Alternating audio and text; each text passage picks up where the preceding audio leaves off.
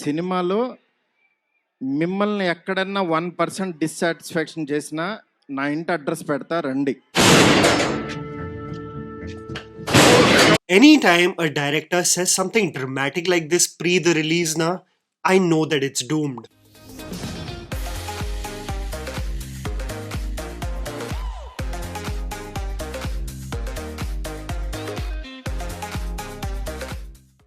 The horror comedy that every fan loves Prabhas for doing. The fun that every fan wants Prabhas to have, for he has given so many years of serious action performances.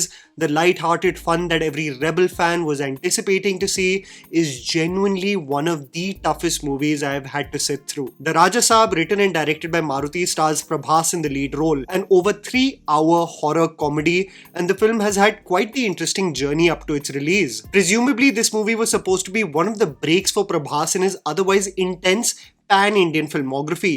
You know, the case of an actor doing such intense roles so consistently, investing himself for so many months in movies that are pitched in humongous budgets, that a break just for 80 days in the schedule to shoot something light and small was the original intention of the RajaSaab. As more time was spent on the sets of this movie, this project became bigger and bigger, ballooning the budget of this movie to be reportedly over 400 crores, making it probably one of the most expensive horror comedies made in India. And it's absolutely wild if you think about it that this movie is more expensive than projects like KGF, Animal and Dhurandhar, while looking absolutely cheap from a visual perspective. Very little of the story is given away from the teaser and trailer, but if I were to only expand on what the synopsis of the film states and what the trailer has given away, let me just dive deep slightly. Prabhas plays the role of Raju, who sets his eyes on finding the whereabouts of his grandfather, tying all of it back to his origins being associated with the royal family. Due to certain clues, he visits a palace,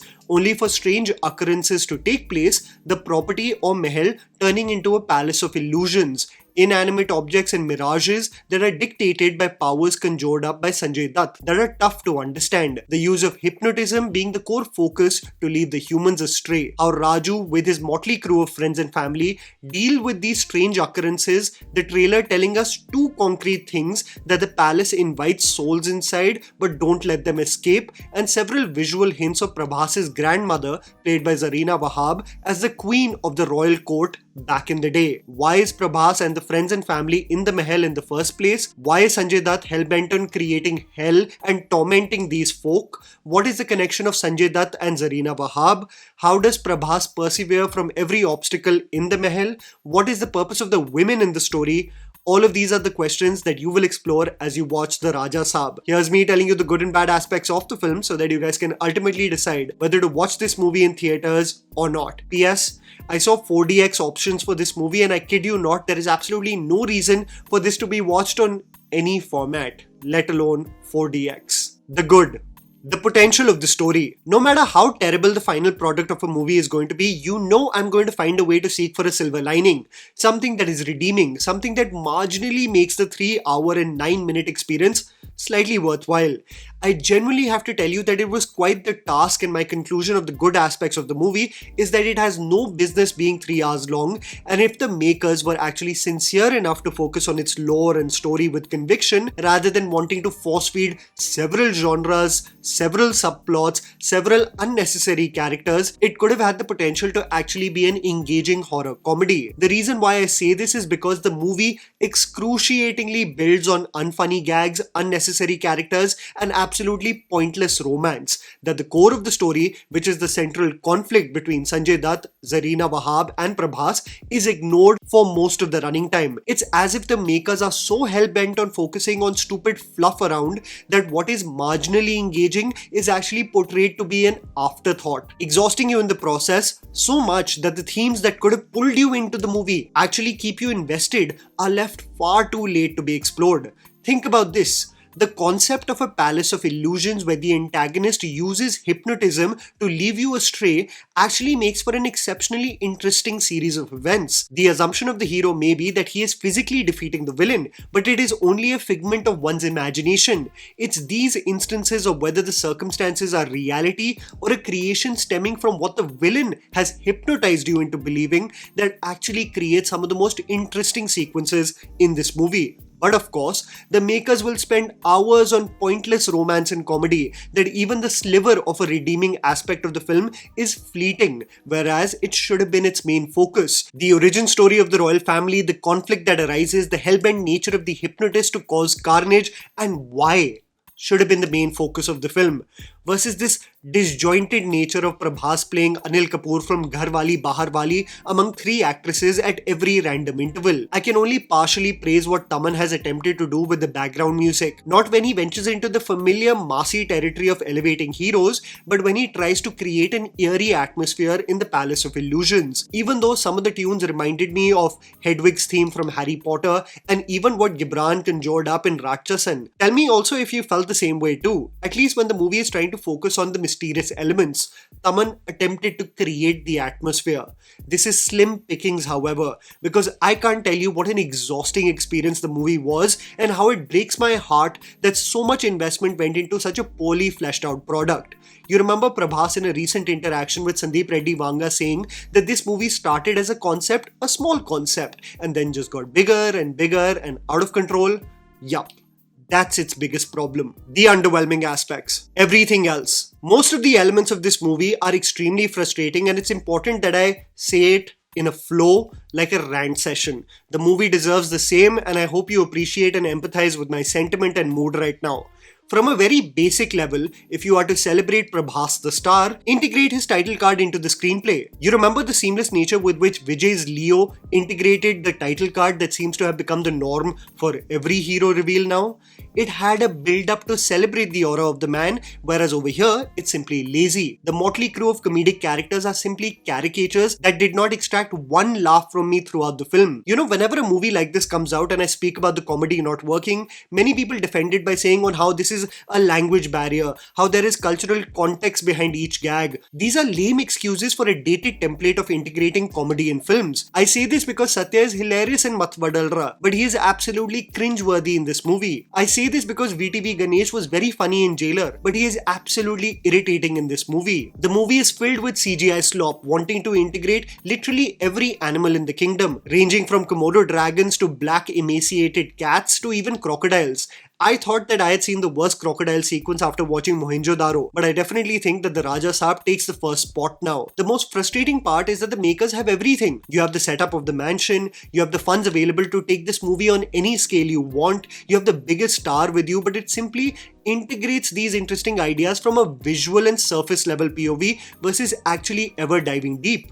Think of the possibilities of days spent in a bhoot bangla where an entity refuses to let you escape. There is so much potential, but you literally spend hours with Prabhas playing Govinda from Joru Ka Gulam among three women instead. There are ideas of religious harmony in society also sprinkled in this movie, but it is never explored.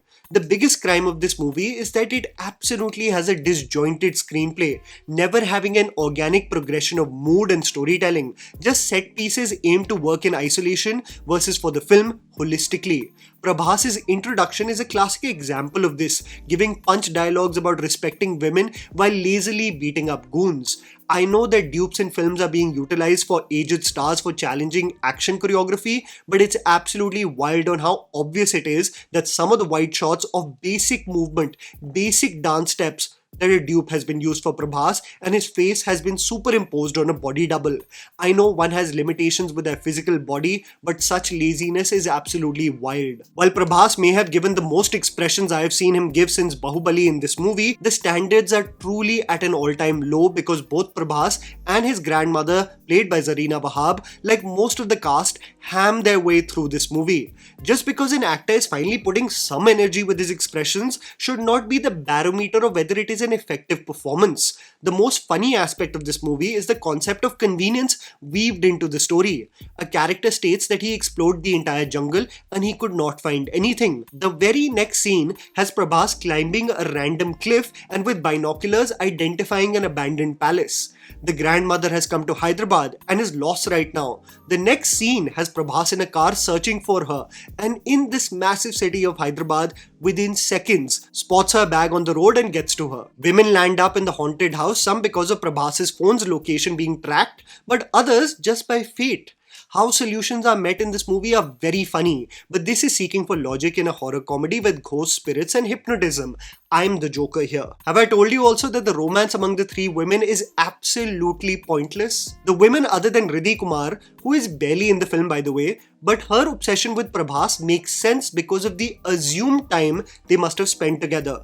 But Nidhi and Malavika fall head over heels for him in the most abrupt tatkal fashion that you wonder why they are obsessing over him so much. In a comedic sequence, Nidhi has been duped for cash, to which she blames Prabhas being responsible. She threatens him that if he doesn't arrange the cash, she will do a Me Too on him. You know, just as a filler comedic gag in the film. There are just 2 hours of Prabhas' side quests happening in this film because he can't help but be distracted by the beautiful women that randomly come and go in this movie. It's one of the reasons why the film has a headless chicken-like structure, partial focus on the lore, history and horror, and needless attention on stupid scenes with the women. The action set pieces are absolutely terrible.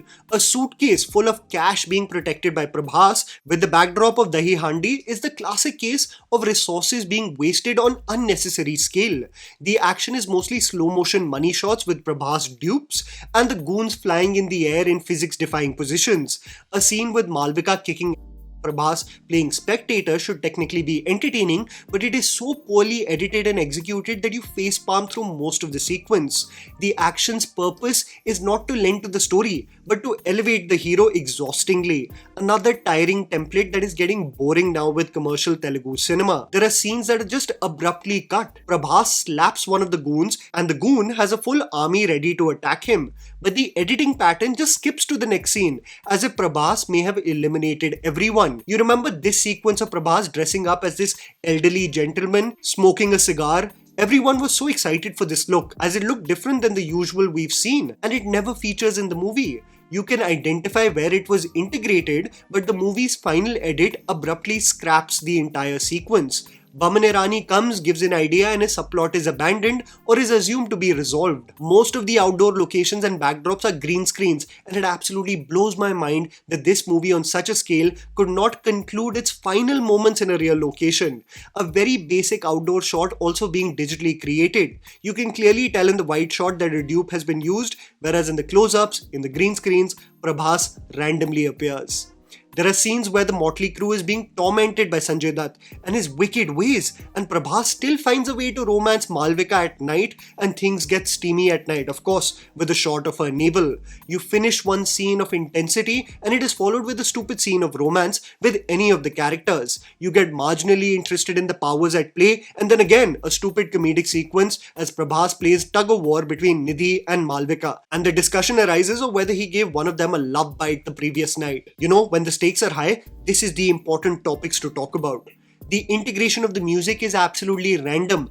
Both Sahana and especially Nache Nache come at such odd intervals when the stakes are high, when things are actually getting intense, when you think Sanjay Dutt may be undefeatable. You have Prabhas dancing with the 3 women in a random picturesque location.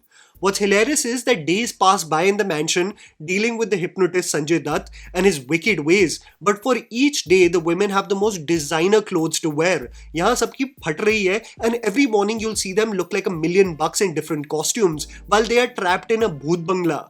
I mean, Nidhi Agerwal in a funeral setting is wearing the most fitted white polka dot party dress, and you wonder who is even approving such ideas. The haunted mansion intended to trap the men and women has perfect phone signal, so the characters can ask for help. All this hypnotism and power, but Jio Airtel connections are makhan. The grandmother sentiment that is the core of this movie is hammed in. The emotional scenes come out of nowhere, and because of the abrupt tonality of the movie that changes moods because it is adamant in wanting to focus on every genre, you never ever get emotionally invested in the conflict.